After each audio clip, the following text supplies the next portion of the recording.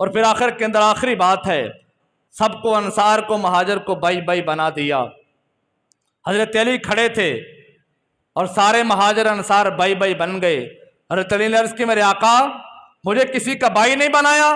तो हुजूर ने हजरत अली का बाजू पकड़ा, फरमाया अंता अखी फिर दुनिया, अली तो दुनिया के अंदर भी मेरा भाई है, फिल जन्ना तो जन्नत के अंदर भी मेरा भाई है।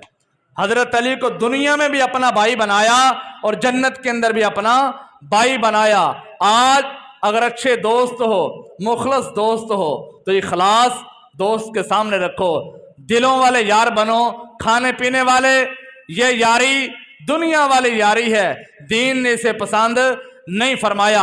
आज अगर अल्लाह ने तुम्हें कोई चीज अता फरमाई है तो उसके ऊपर तुम्हारे रिश्तेदारों का, तुम्हारे अजीज़ व क़ारिब का हक है। तो अल्लाह ताला से दुआ, अल्लाह ताला ये